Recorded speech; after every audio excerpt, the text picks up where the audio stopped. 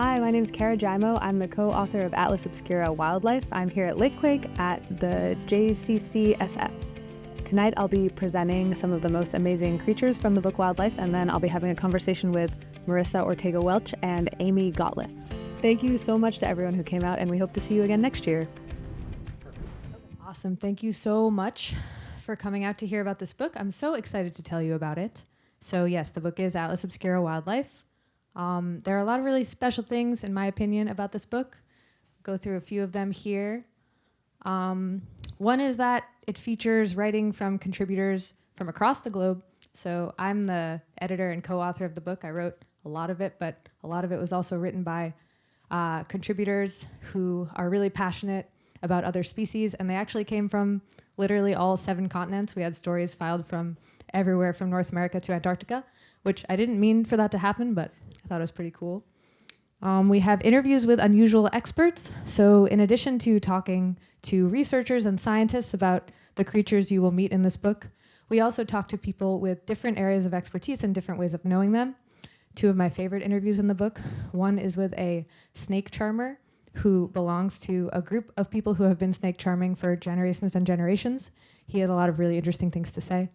Another is with a local person, someone from Oakland, who is a crow-human conflict mediation specialist in her neighborhood. So when there are problems between crows and people, they call her, and she usually fixes them. She actually did some work with Chez Panisse. Pretty cool. We've got amazing spreads. They're sort of fun to geek out over. I tried to make this book like the kind of book that I would have wanted as a kid. I spent many years as a kid looking for a nature encyclopedia that would really hold my interest, and in the end I had to make it myself. But we have some cool spreads and infographics that kind of show information in a different way. But of course the real stars of the book are all the amazing animals, plants, fungi, microbes that we got to profile within. So I'm going to spend my time up here introducing you to just a few of them, really just the smallest little fraction. Something that people ask me a lot about putting this book together is, how did you choose what should be in the book? There are literally countless species on Earth. We don't always even know how to define a species, but even if we could, we couldn't really count them. And only about 500 fit in this book, even though it's very big and heavy. So the question is like, what made a particular species worth including? So I decided to structure my talk around that and talk about a few of the things I thought about when deciding who to include. So one thing that can make a species really amazing is if they have unusual anatomy. I'm going to introduce you to a creature with really unusual anatomy. That is the gumleaf skeletonizer, also known as the Mad Hatterpillar. So what is going on with this guy? Let me tell you. Basically, he is a caterpillar, turns eventually into a moth. Before he can do that, he has to get bigger. And in order to get bigger, he has to eat a leaf without getting eaten himself. How does he accomplish this without very many defenses? He has these cool spiky hairs. He has another trick. Every time he molts and gets bigger, most of his skin falls off, as you would expect. However, his little head case, the exoskeleton that is around his head, it unlatches and peels off and gets stuck. So he has his head, you can see right there. He also has all of his baby heads on top in a little stack, which is so cool. Can you imagine? Like, I think this is my Halloween costume idea. I really hope I can pull it off. Another really cool thing. Oh, something more to say. Sorry, let's go back to him for a sec. We didn't look at him for long enough. It actually works.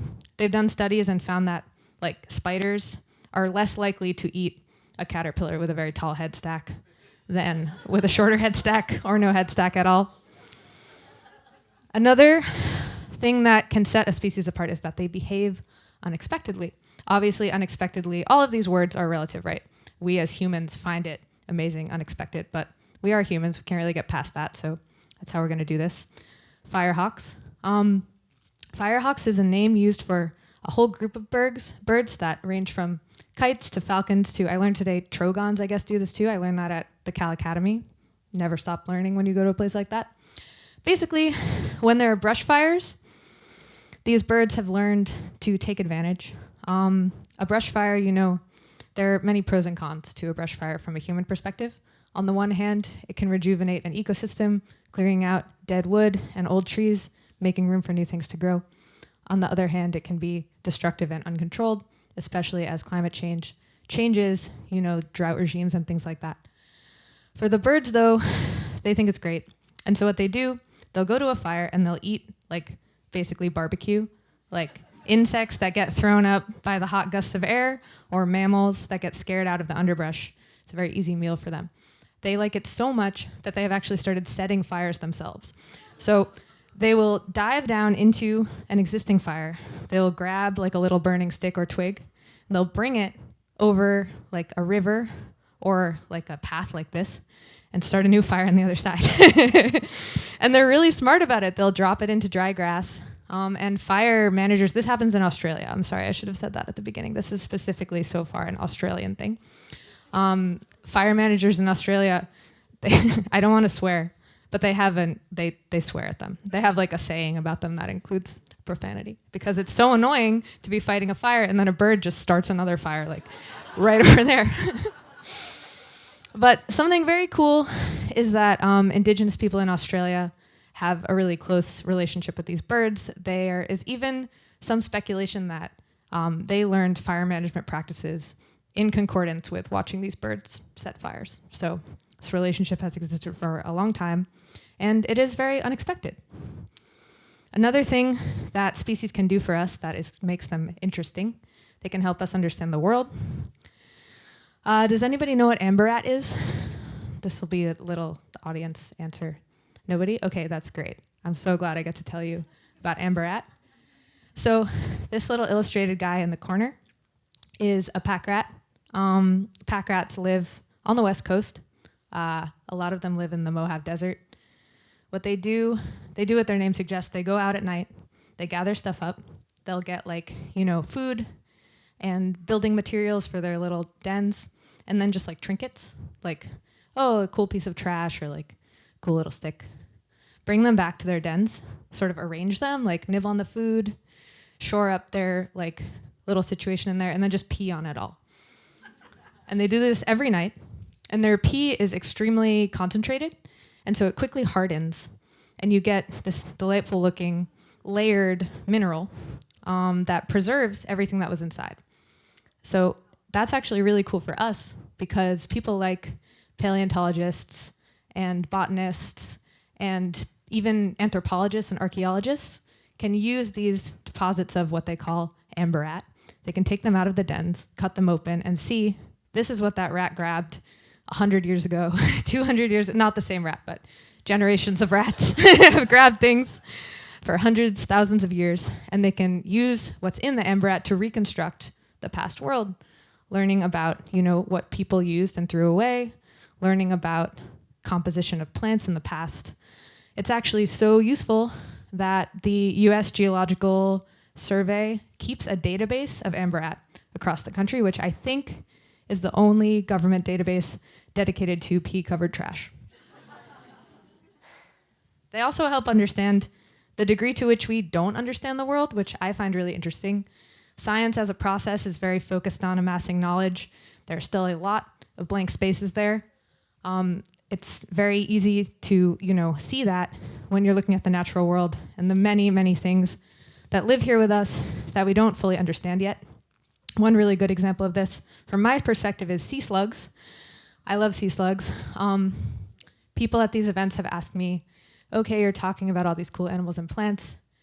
If you could have a superpower that any of them had, which one would you have? And I always say sea slugs, because their superpower is they steal the powers of other creatures.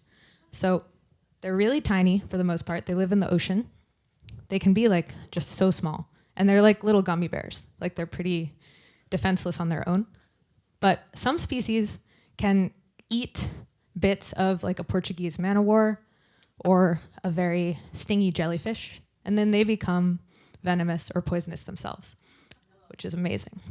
These guys are the coolest, in my opinion. These are called leaf sheep. They eat algae. You can see why they're called leaf sheep. They're so cute. And they're like sheep, they live in little herds, and they munch on algae. But unlike sheep, they absorb the algae into these cool little appendages they have, and they actually become photosynthetic. So the chloroplasts from the algae become part of their body, and turn sunlight into energy for them, which is amazing. So I think that's very cool. They have beautiful relationships with each other and often with us, something to take a moment to appreciate. One of my favorite conversations that I had with the book, for the book, was with a man who lives in Eswatini, who is a honey hunter. Honey hunters have a really special relationship with a bird called the honey-guide bird. Honey-guide birds, I think they're related to cuckoos. They're pretty like normal-looking birds, but over long stretches of evolutionary time, they have developed a relationship with the people who live basically throughout Africa. Different cultures have different ways of approaching this relationship. But what happens is basically the honey guide knows how to find honey and bees' nests, and the people, but it doesn't know how to get the honey out. And the people know how to get the honey out, but they don't know how to find them all the time. So a honey hunter will go into the woods, wait, actually sometimes like make a special whistle or like do a special call. And if a honey guide is around, it'll come, it's like a Disney movie. It'll like swoop in front of this person and just lead him through the woods or her to whatever, dead tree has the beehive in it. Go perch a little bit away. The person, chops the beehive out of the tree, takes the honey, leaves a little bit of beeswax for the bird. It depends on the culture. Sometimes they do, sometimes they don't, like leave a gift. And then has honey, and the bird has beeswax. I think that's really cool. And I think, as time goes on, those relationships are more and more rare and special, although that could change any time. They could become more common if we wanted them to. Something good to remember. And another related point, they can help us have new relationships. I'm really heartened by news about the Klamath River lately. A bunch of dams, I don't know, you guys have probably heard because you live around here, have been removed, and salmon for the first time in decades are swimming up the river again. It's a good reminder that we have the power to change our relationship with nature, our relationship with other species. It's never too late. I hope this book inspires everybody to do things like that. Thank you so much for listening. Now I'm going to invite up on stage a couple of amazing people from around here. I'm not from around here. I'm from Boston. So thank you for welcoming me here. We have Marissa Ortega-Welch. Marissa is an environmental journalist and avid backpacker and the creator and producer of the KALW podcast, How Wild? Stories about wilderness, how it's changing, and what that says about us as humans. Welcome, Marissa.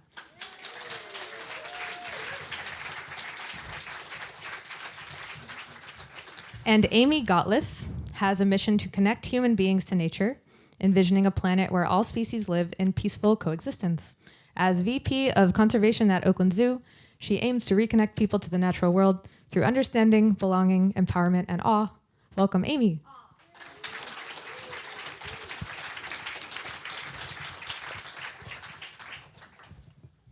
So thank you both so much for speaking with me on stage today.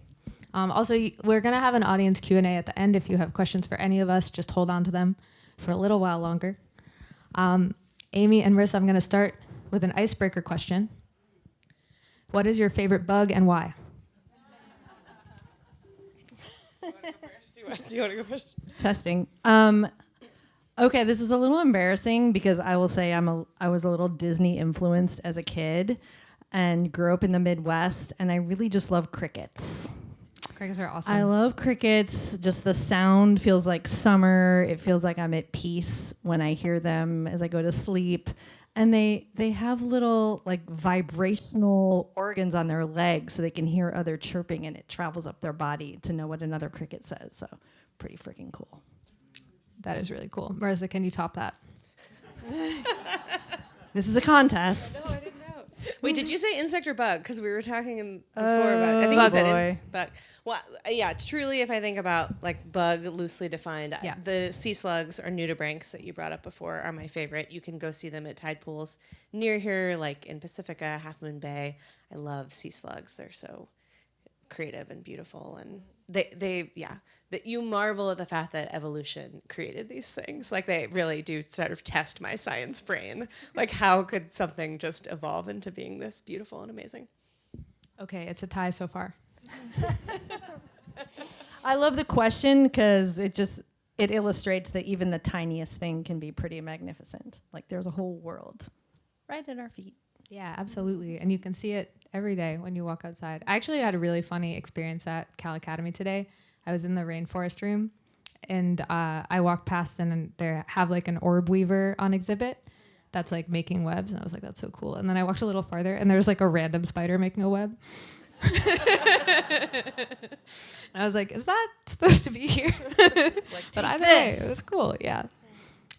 So we all have really different jobs, but something that we all have in common is we all use storytelling to help people understand other species and nature and feel closer to them. So I'm curious how both of you use storytelling in your work. So my podcast is about wilderness. I got really interested in learning about what, the meaning of wilderness and how we even come to define wilderness because I'm an avid hiker and backpacker.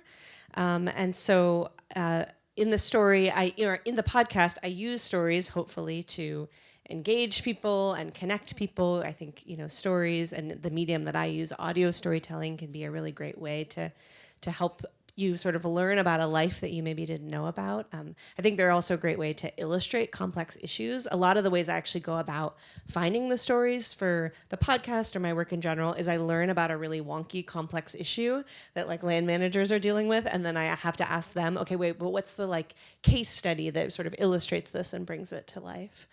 But a lot of what I actually do in the podcast is sort of a meta thing, which is to look at what are the dominant stories that we tell about wilderness and nature and what things get prioritized within that story and what things get left out. So, for example, I think the sort of dominant story of wilderness is that there are these pristine, untouched places that we set aside because they were beautiful and special, when in fact, what that story is leaving out is that a lot of those places are beautiful because they were managed by indigenous people in North America to be that way, right? So like Yosemite Valley, which is this big, beautiful open meadows, people have been setting fire to that area for a very long time to clear the underbrush and to keep it open as meadows. So that's what I think a lot about, is sort of, sorry to get meta about the question, but how do we even decide what stories to tell and who's telling those stories, and what stories are getting left out that we maybe need to be telling more of.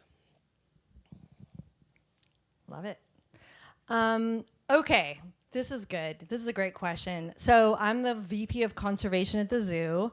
All zoos in America do some sort of wildlife conservation, but people don't really know about it that often. And I, of course, am much more concerned about, the future for elephants, the future for lions. What are people doing about bears? And I have a lot of stats and a lot of data and a lot of research. But if I approach somebody who's looking at our mountain lion exhibit and be like, did you know statistically that mountain lions are blah, blah, blah, blah, blah, they're not going to listen to me.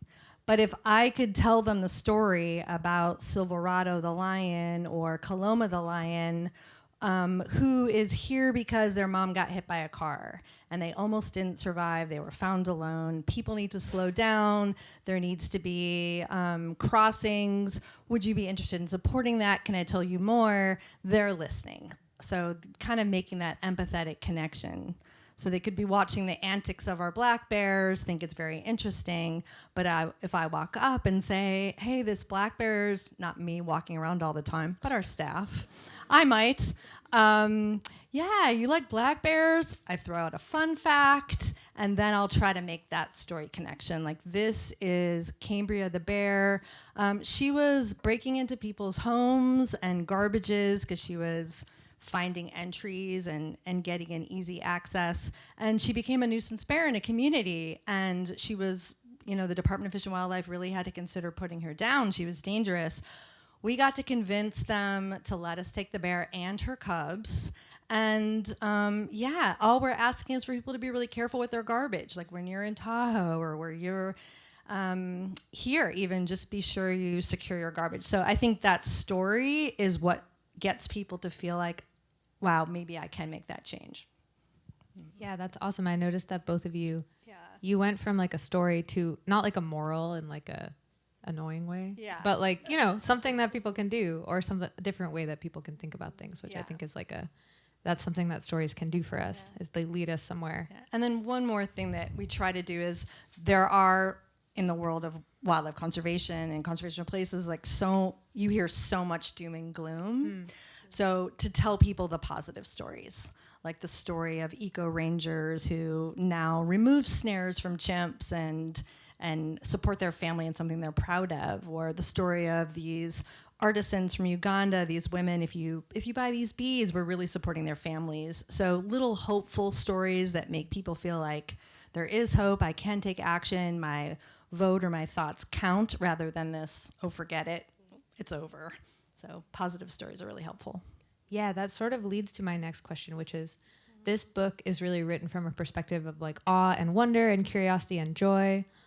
Being on the wildlife or nature beat, like there's so much of that, and I know that's why probably all of us do what we do, but there also, like you said, there's a lot of problems, there's a lot of things that we could be doing better. So do you feel like, you sort of started to answer this, Amy, but how can we, turn the awe and wonder into care and concern? Like, are there ways of doing that that you've found to be really effective?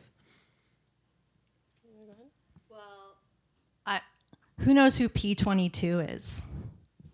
Raise your hand. P22 the lion.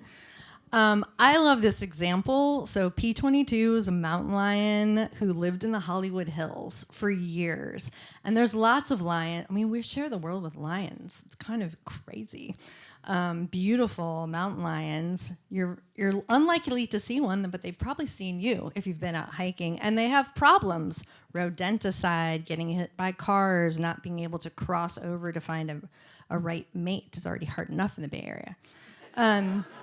So P22 became it's just their scientific number, but because of Beth Pratt, who was working for National Wildlife Federation, she did a Hollywood thing and started doing films about it and stories about it. So people started knowing P22, and that, speaking of photojournalism and the power, like that photo of the mountain lion with the Hollywood sign in the back, people were like, what? There's a mountain lion in our world, so really telling the story of that mountain lion's problems and what that mountain lion was facing, that particular guy, really is what led to this beautiful Wallenberg highway crossing. Like, one of the biggest ones in the world is being built now because of that story.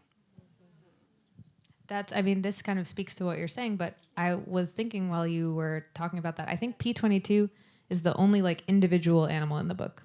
All the other entries are about a species or a place, but he has his own entries because he's such a you fell for it. Yeah, strong character. Yeah. An illustrative character.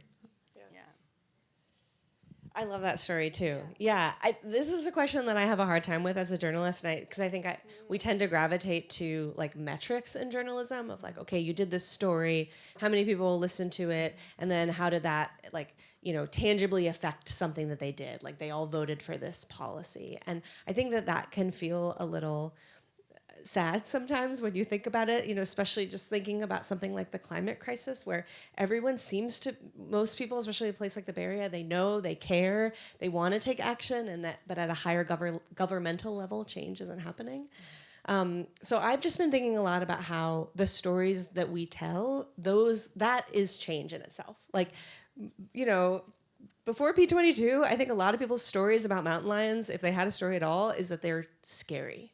Right? And so to have an animal like that can tell a different story and help people shift their perspective of an animal like a mountain lion that's often seen as very threatening and scary, I think is really neat. And going back to the example I was using earlier, this is from a land management perspective, but 10 years ago, like, non-native Californians, myself included, we weren't talking about the fact that fire was used as an indigenous land management practice, right? And tribes have been trying to tell non-natives that story for a very long time. And I think in the last 10 years, it really finally broke through. Also with, things like Standing Rock, with the hashtag land back, which, social media does a lot of storytelling, right? There's a story and a hashtag, right? Those things have been shifting how we just think about the history of land in California. And I take a lot of hope in that, the way that our stories can shift, the conversation can kind of change over time. I like that. And as far as like, does it equal action? Like, it could be like leading to a direct campaign at that moment, but could also just like infiltrate our psyches. So when the time comes to vote for this or take an action or donate, you have it in you that I do want to help P22's legacy, or OR7's another very famous animal that's a wolf. The wolves. The wolves. So eventually it'll get to you. Infiltrate our psyche. I love that. Sorry. Just creeping Hashtag. on in. Yeah.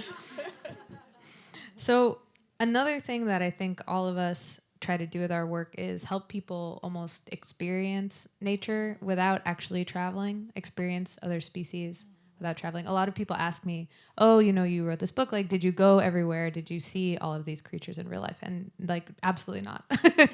I didn't get to travel that much because there was just so much work to do. And also because there are other ways of learning, luckily. And I think that kind of comes through in the book. There are a lot of travel tips in there, but there's also information about creatures that would be really difficult for you to see in person, but I still want you to know about them. And listening to your podcast, I get this feeling of being, in the woods with you, which is cool, but I'm not there. And then a zoo is obviously, it has certain aspects of nature and certain doesn't have others. So what are some pros and cons of, taking that approach when you're trying to educate people? Like, are we trying to get people out there to certain places? Are we trying to have them stay home but still care? Like, how does that play into how you guys think about your work? Yeah, that's an interesting question. I don't know if I'm encouraging people to go or not. I think, I think people should get out and see nature, especially here in the Bay Area. We have so many different places to go. So I don't know if I'm encouraging people or not, but I am trying to take people with me. Not everyone is able or maybe wants to go kind of hike off into the wilderness. So I'm trying to bring people along for the ride with me and kind of use audio to help you hear the sounds of the places that I go and some of the kind of funny stuff that happens or the annoying things that happen when you're hiking off in the wilderness and getting like flies in your face. So yeah, I think we should be encouraging people to get out into nature and experiencing it. And what are the stories that we're telling that can bring people, the stories they can bring with them, so folks know like how to be minimizing our impact as we go into these places. Yeah, I saw you making a face. I'm curious. It's just such a good question, and I'm just kind of laughing that I just had a complete throwdown debate with my biologist friend, I think like a couple nights ago, because she was like, bucket list, I need to see penguins, polar bears, jaguars, tigers, and she's literally got narwhals going down her list, trying to get me to go see narwhals with her.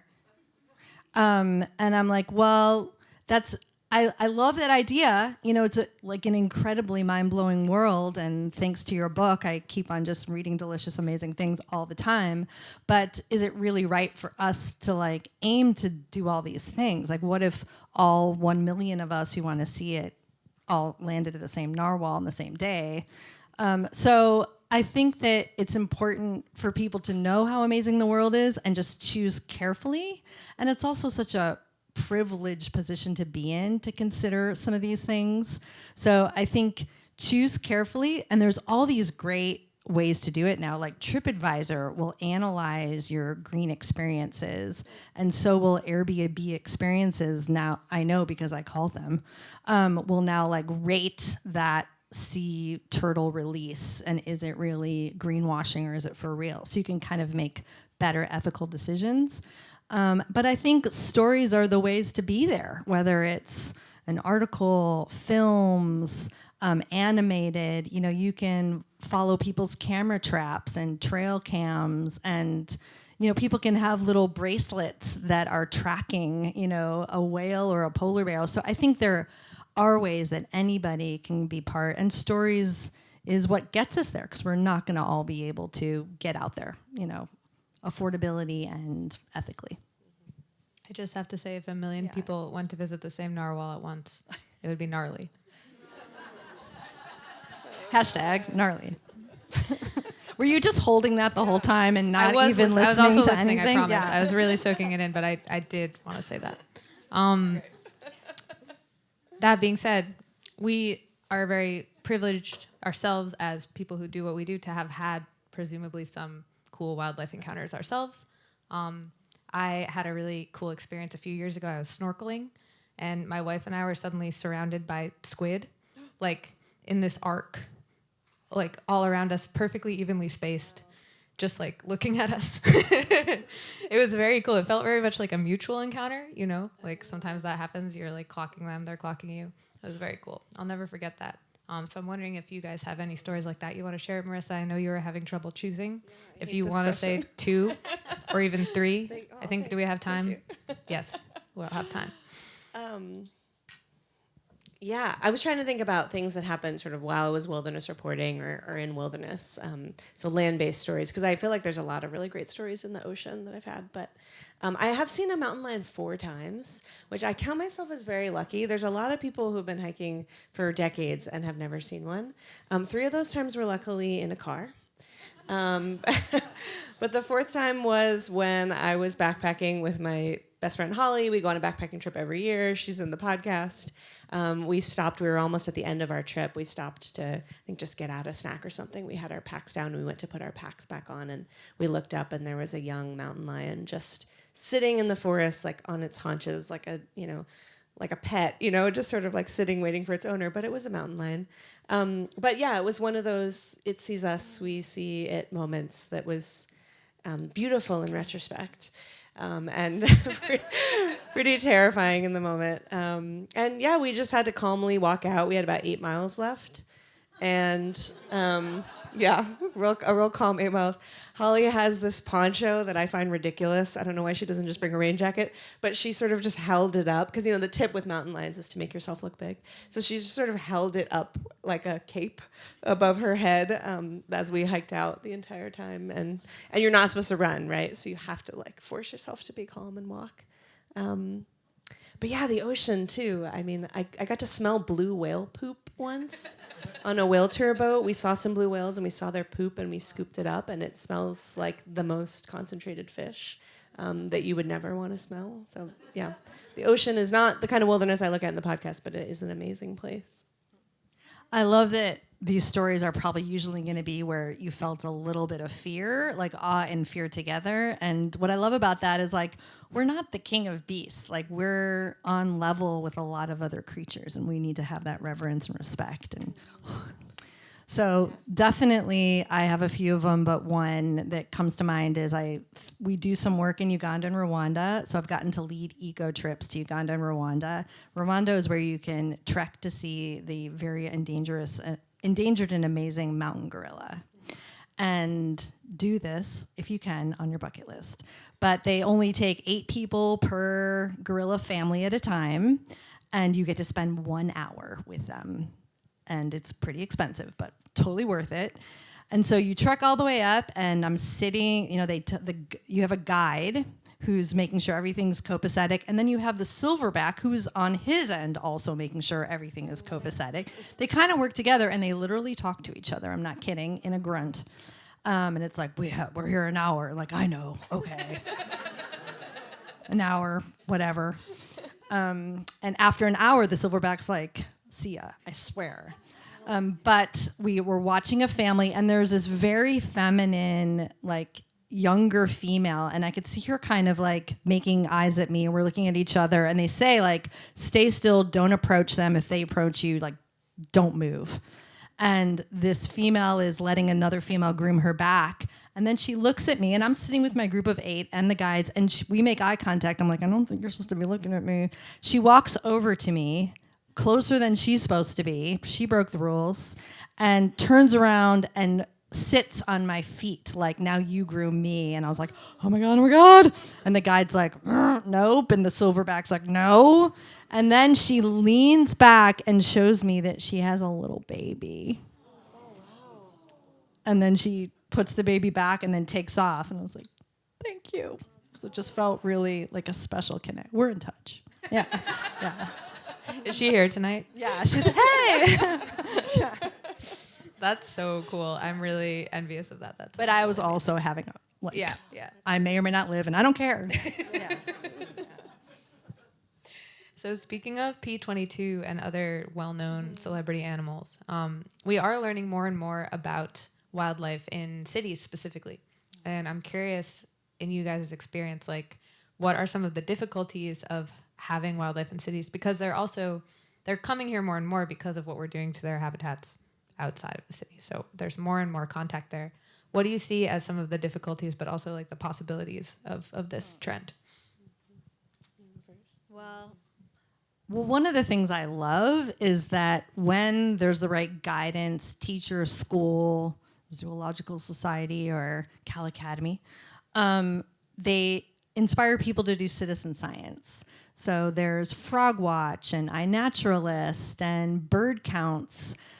So I think when the citizens, whether that's here in California or anywhere in the world, get excited about their own animals, not the big, crazy, exotic ones, maybe not a mountain lion or a gorilla, but just the ones that are right in your own backyard, it really connects. It really creates a connection, like to just be on urban safari and see, be excited about the squirrels and excited about the crows. Maybe you have to call a crow lady, but maybe not. And so just that kind of connection that could create excitement and also create science that we need as a pro. And as a con, like there's conflict. We at the Oakland Zoo, we work with those, I don't know if San Francisco people have these, but the black-crowned night heron, the crazy like punk rock night herons that we have in Oakland, like we have a problem there. They're where they roost is right in the middle of Oakland. They create these babies in the nest, and the babies try to fledge, and they splat on the ground and then get hit by a car. And then they poop on everything, so the people who live in those communities are not happy with it. So trying to work within the community to see what they need to keep things clean. So we do like a volunteer rescue group and go, try to pick up those young ones and take them to international bird rescue. So there has to be collaborative efforts to deal with them, and there are. So it can be really positive. And it reminds me of the story that I love in your book about the hippos in South Africa, hippos are really scary, and they actually are more dangerous than a mountain lion or gorilla. But these people in one city have really just taken ownership and pride in them and don't try to chase them away, try to make them safe. And then tourists come to see them, and everyone, the hippos eat the grass, they get their grass cut, the tourists are happy, and it works when you kind of put the effort together. So pros and cons, but exciting. Yeah, totally. There's a whole cities chapter actually in the book. It is color-coded purple. And it was really, really interesting. I learned so much putting that together because like you said, like people are just finding ways to make it work. Well, I love that you brought up the black-crowned night herons because I was going to talk about that too. And like our previous connection is that before I became a journalist, I worked with the Golden Gate Bird Alliance, was formerly the Audubon chapter, and was there when we started this heron rescue program. And it was one of those examples. I think we worked together. Yes. It was an example of like needing to tell a different story. Like everyone was looking down, focused on the poop on their cars, understandably, but getting people to look up and see like they're really cool birds. They're very punk rock. They have this nice rat tail. And like appreciating that there's these birds nesting right in downtown Oakland, right by the post office. Which unfortunately and illegally hired a contractor to cut down the trees they were nesting in, which is how we originally got involved. So yeah, I'm a birder. I use birds to connect to that sort of wilderness feeling within the city. Because, going back to our conversation about sort of privilege and access, like I shouldn't be getting in my car and driving to the Sierra every weekend to just have that like real wilderness feeling. So using something like birds to have a moment to connect with a creature that is, something outside of the non-human world is something I love about cities. But yeah, lots of challenges. I would love to see us in cities, especially in a place like the Bay Area, do more to think about how we can coexist with these other creatures, because we benefit from it as well. I do. It's like helps my mental health to go on a walk at Lake Merritt and see the white pelicans that are there. And a question I get asked a lot reporting on wilderness is like, well, shouldn't we just have wilderness areas where humans don't go? Like, and I understand there's some validity to that statement, and I'm sure we could talk a lot about it, but like the animals don't know that we created borders, right? Like they don't know what a wilderness area is, right? They are coming into our cities, as you're saying, and we have to figure out how to make hospitable environments for them that don't just prioritize our convenience.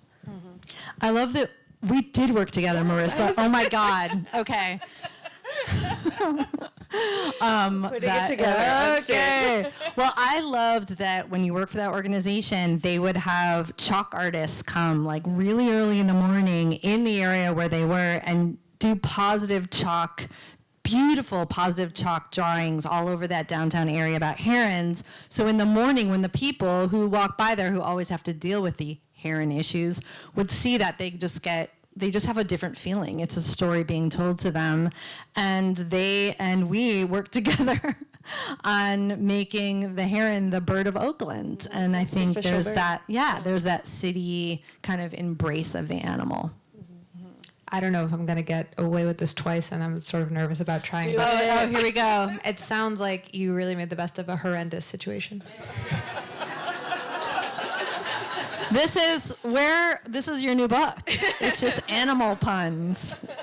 I think that's really, really cool. I love that story. I saw a black-crowned night heron yesterday, but I didn't know that in Oakland, and I didn't know that it was part of such an interesting situation. That's cool. Graham, now I'm thinking of his puns. I can't think of anything else. I've infected you. Yeah.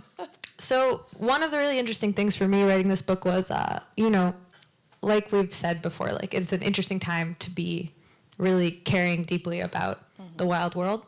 Sometimes a difficult time to feel that. And I at times felt like, driven to do the book partly because I was like, I'm making a record of things that might disappear.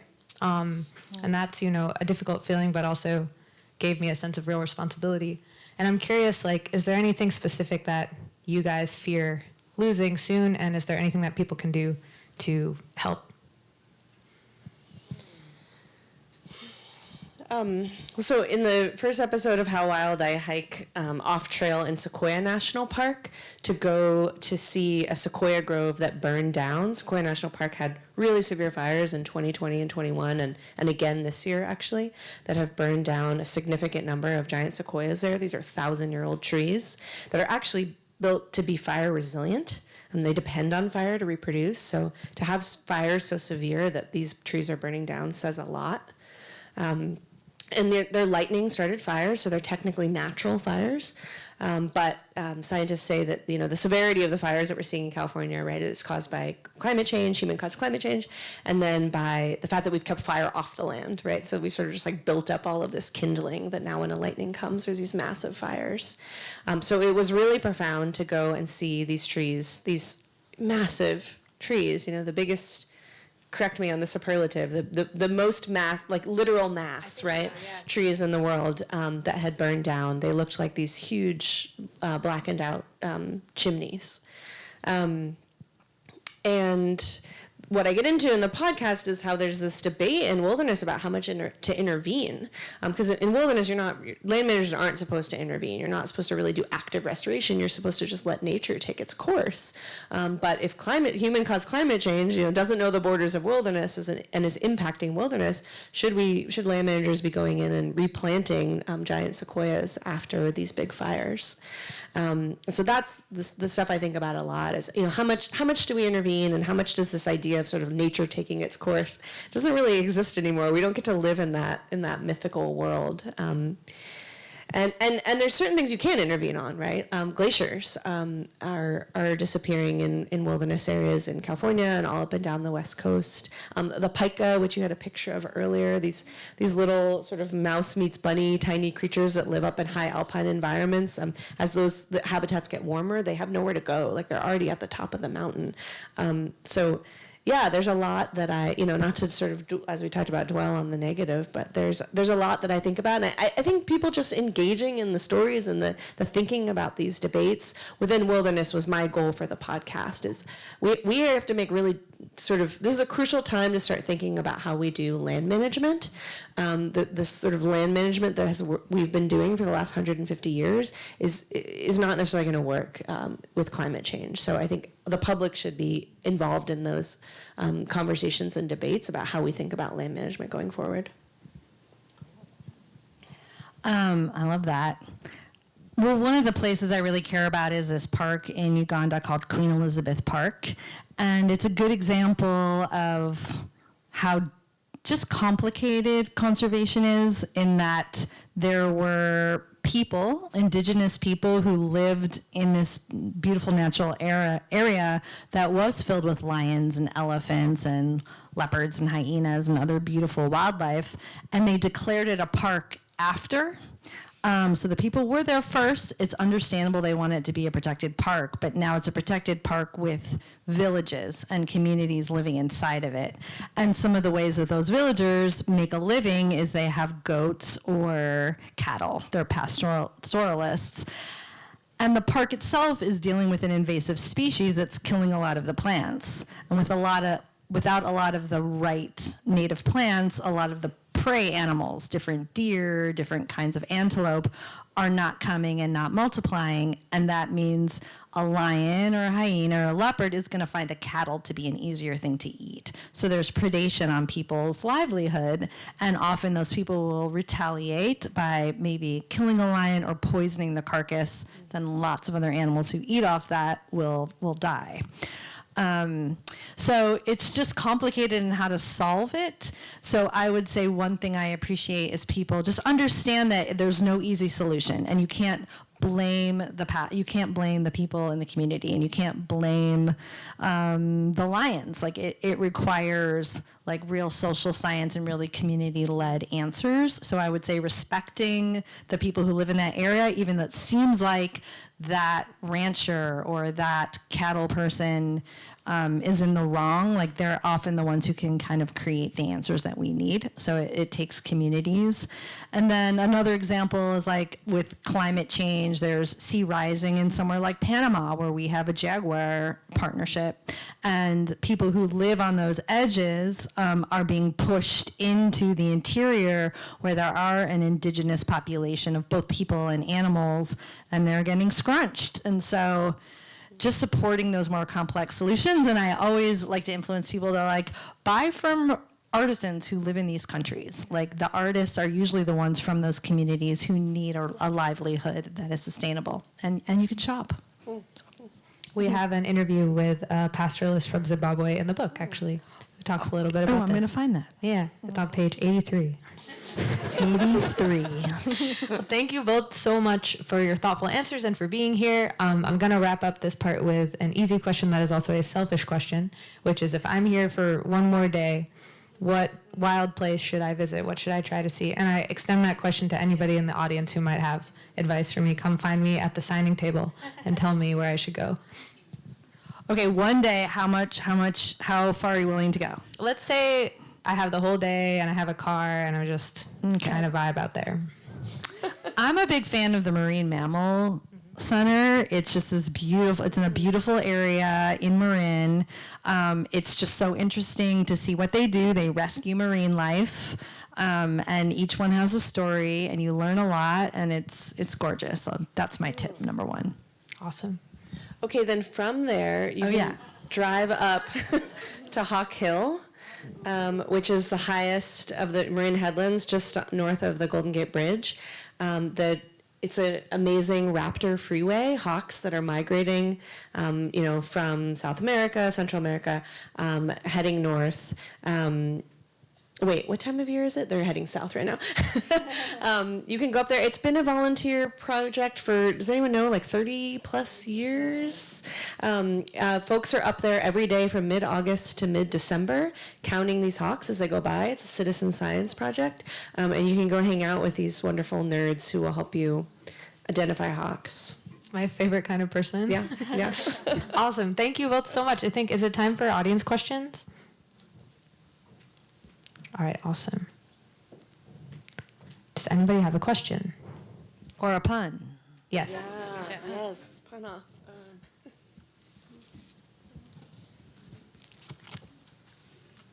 Okay. Are you all sure you don't have any questions? Aha.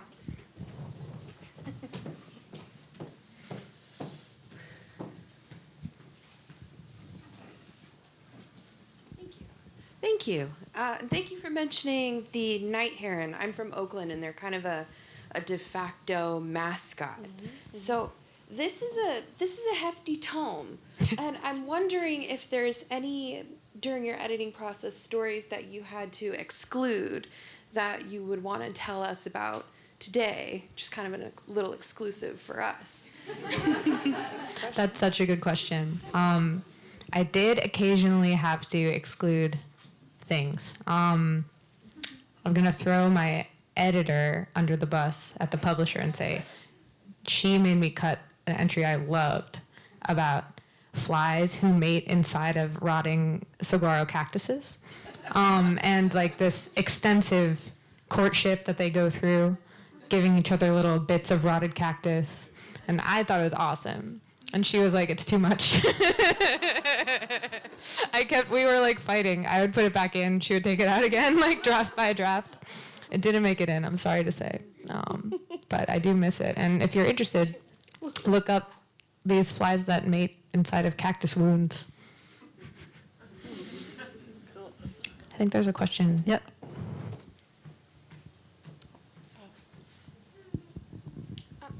How long did it take to create the book?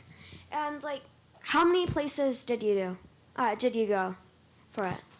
That is such a good question. I think almost exactly, like I started working on it almost exactly 4 years ago. So there was like a long process of kind of like figuring out how to do it. I worked with, like I said before, like a lot of different writers. So I would put out like a call for pitches, and people would write to me and say, I really want to write about this animal or this plant, and here's my angle on it, and here's my expertise, and I would say yes or no. We went chapter by chapter. Each chapter took like 3 months or so to complete, and then there was, after the writing was done, you have to, design it, and you have to do copy editing and fact checking to make sure everything's right.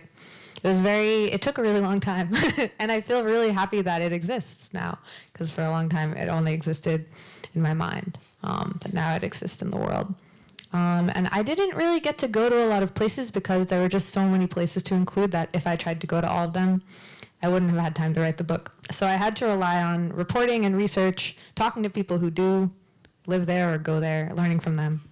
There are pages in the book that are actually about places specifically that I call them place boxes. They don't really have a name, but they're meant to sort of situate you in a particular environment. So there will be like a cluster of pages about species from this place, and then there's a page for the place, and it tells you not only like where it is and some facts about it, but like actually what it looks like and what it sounds like and what it smells like. So you can kind of pretend that you're there while you're reading about the species that live there.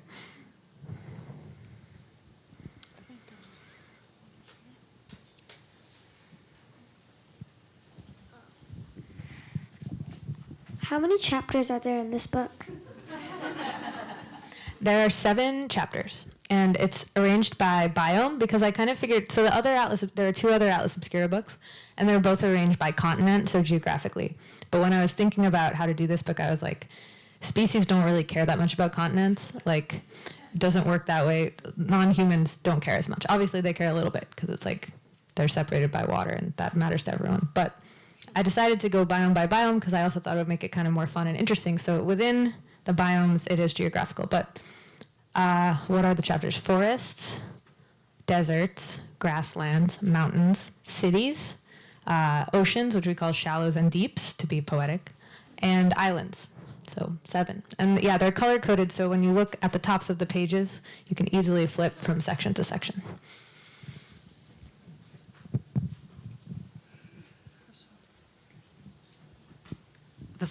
The photographs look amazing. Did you have professional photographers, or was it just on your iPhone? I did not take any of these pictures. They're all from professional photographers. The publishers did a great job sourcing images from all over the world, making sure that we could see all the creatures. We also had 2 great illustrators working. There are spot illustrations within the chapters by Iris Gotliffe, and then there are these really cool sort of like collages of different species at the beginnings of each chapter by Zoe Keller, who also did the really cool chameleon on the cover. So yeah, a big team worked on the visuals. Hi. I've seen some memes recently that seem to indicate that maybe foxes and raccoons and other animals that live in cities want to be domesticated. And I know that we like sort of anthropomorphize this, but I'm curious on your thoughts on whether there are additional species that could or would or probably shouldn't be domesticated.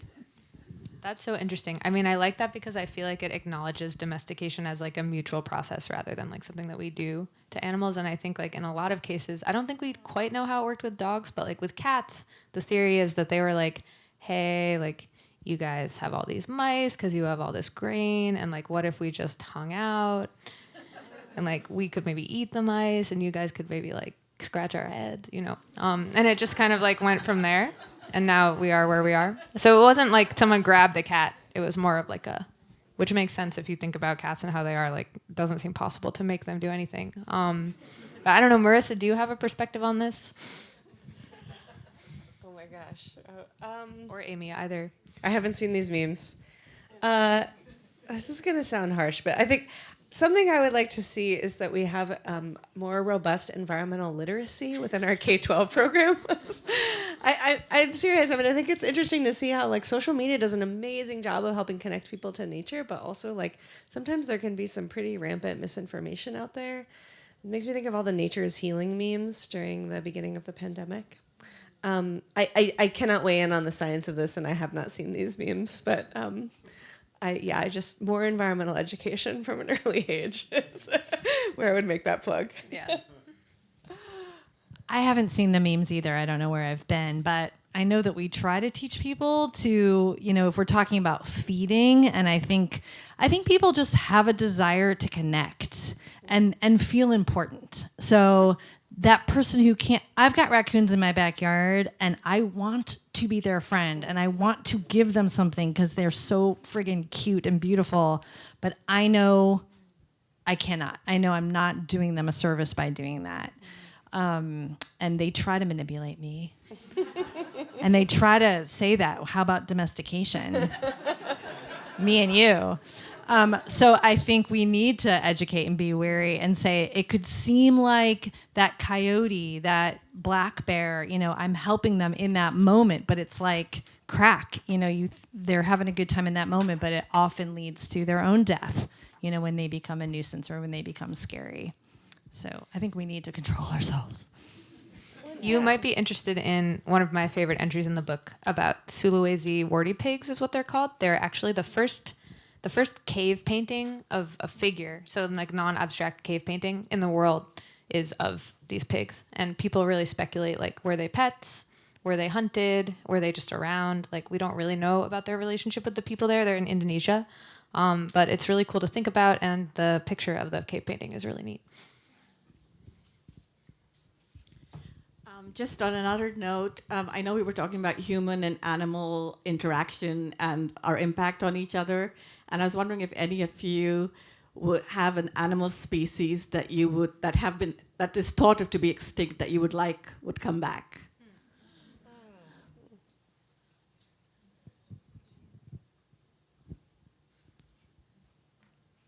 So many.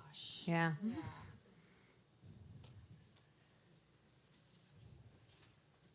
I love that question. I mean, it's so sad when you hear like this was the last of this or the last of that. And I can't believe like those stories come up. Like there was a last of the carrier pigeon not too long ago. It's just heartbreaking. You know, I don't know if I can say this specific. I like the saber-toothed tiger. This particular one is the one, but I know to like witness a last of is horrendous. I mean, I know that to flip that story, like the California condor was almost completely gone. Yeah. I think we were down to 22. And it was people feeling sad about the idea, like we're about to witness the loss of this incredible 11-foot wingspan, beautiful creature, and people got to action and got to work, and now there's like 500 of them or so that still require a lot of work. But I think, my hope is then when it gets down to it, people will know what to do something. But yeah, it's incredibly sad. I would love to see a great auk. They're birds. They're like Arctic seabirds, and there are no more. I wish I could see them. If you're interested in this, there's a really good, very small book by Lydia Pine called Endlings that's all about recent extinctions and how people interacted with, like you said, the last of some of these species.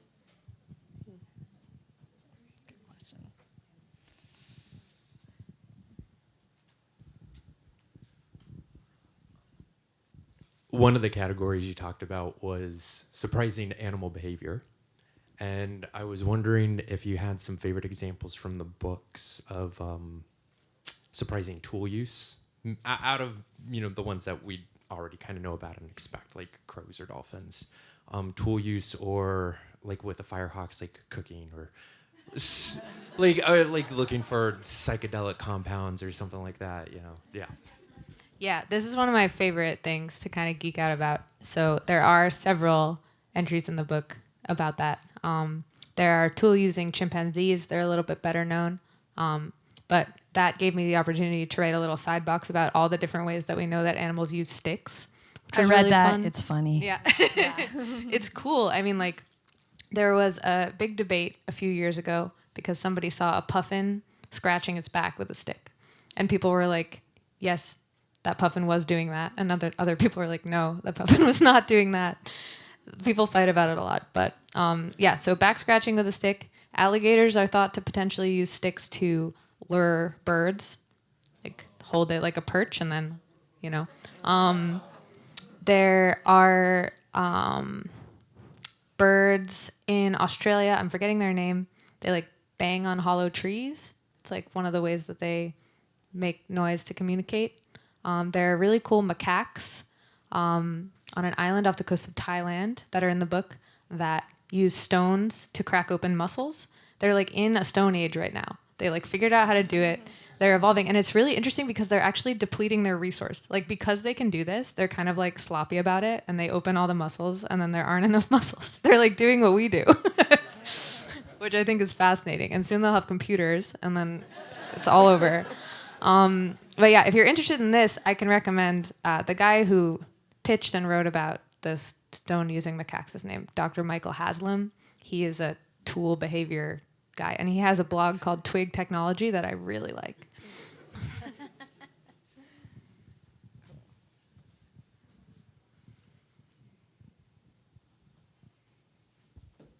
Hello, this one's mostly for Marissa. You touched a little bit on this ethos about letting nature run its course, letting nature do its own thing. You also mentioned that people have been managing land for a long time. I wanted to hear a little bit more about the tension between those two camps, and to be provocative, is it city people who typically say nature should do its own thing, or do you hear that from people who live in the nature itself? Well, letting nature run its course is specifically in these designated wilderness areas, so like within a national park and forest. So there's not folks who are living in the wilderness areas itself, but that's an interesting question. Is there an urban-rural divide? I mean, if you're interested about that debate in general, I would highly recommend the podcast. That's what it's all about. Is there an urban-rural divide?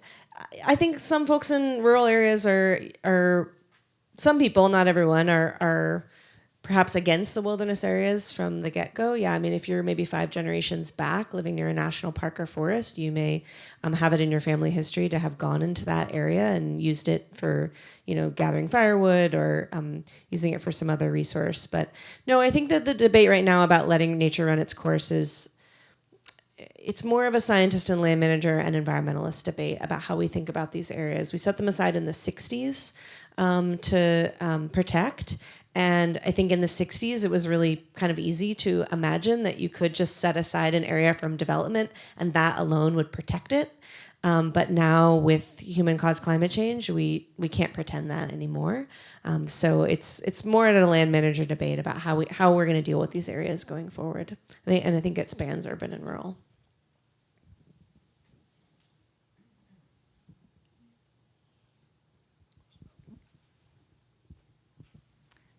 Thank you all for this delightful talk. My question is for Cara.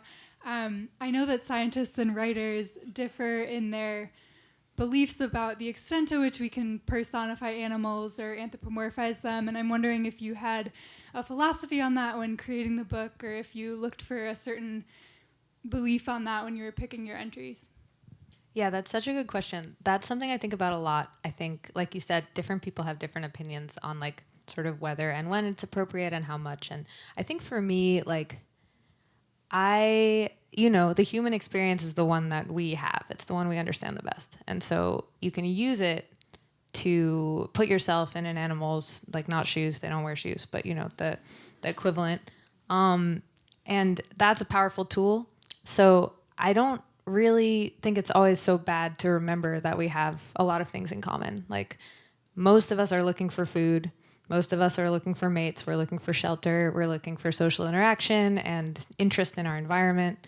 And like all of that is expressed in different ways in different species. And that's really interesting. But at the core, we're all here together doing a lot of the same things. And so I think, there are ways to go too far. There are ways to assume that animals approach everything the way that we do, which is not true. But I think there's kind of a sweet spot between having these things in common and then sort of explaining how everybody does it differently, because that's actually what makes it interesting. And that's like kind of where I try to stay. But it is controversial. Like I'm a freelance writer. I write for a lot of different publications, and different editors have different standards around that. And I've gotten pushback before, you're making this bug sound too much like my dad or whatever. So it definitely comes up, but this book, I felt lucky to have a lot of freedom, and I tried to be careful and stay in that area that I feel is a good place to be. Can I just comment? I love that question, and I think when you're someone who's hoping to create a connection and empathy and maybe action, there's definitely different camps. Like teaching kids, second graders, that other animals have families, sometimes it's the first time they realize that. Like they have a mom and a dad, like that's a brother. And it kind of creates that empathy. But you got to figure out, like, we want people to be in awe of the differences too. So right, exactly. Because then you can kind of get to a point where you're like, yes, this animal has a family and it also eats half of its babies. Yeah. And then you get to the sort of like moralizing thing where you're like, then I don't like that animal, and you want to avoid that too. So it's like hard. Yeah. You don't want to date a praying mantis. Yeah. I think we have time for one more.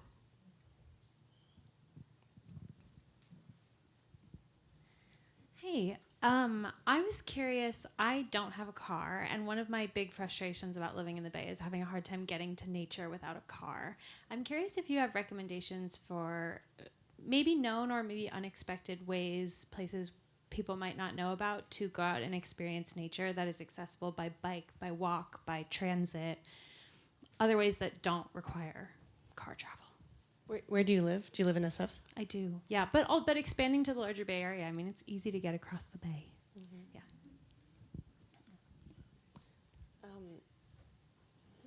I'll just shoot out there that taking the ferries around is a great way to just be like, you're commuting, get a cup of coffee, but you often can see things when you're out in the boats. Yeah. So taking boats around, there's also like shark research trips, and someone said they saw orcas somewhere not too far from here. So I think boating is a good way for non-car people to get around. It's one option. I was going to say, if you can afford it, a whale tour out of San Francisco and to go around the Farallon Islands is really incredible.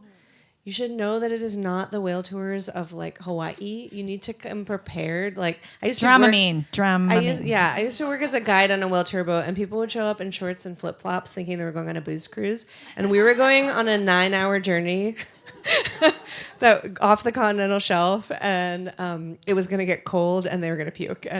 But that being said, if you take Dramamine. We have such an amazing ocean here. And the Farallon Islands are like the Galapagos of California, 27 miles off the coast. I think there's like 6 different pinnipeds, seals and sea lions that live out there and mate and breed. And that would be an amazing thing. Also a walk in Golden Gate Park. We're so lucky to have Golden Gate Park, Crissy Field. There's a lot of amazing wildlife, and I just think if you get into birds, you're going to realize that there is so much nature all around you, even in your backyard. We have incredible birds in San Francisco that bring the wildlife to us. I was going to say Airbnb Experiences has like a nature section where they can pick you up and take you to different little excursions. Yeah, I want that job. Yeah, it's another option. Awesome. Well, thank you all so much. Thanks for coming, and thank you both for being here.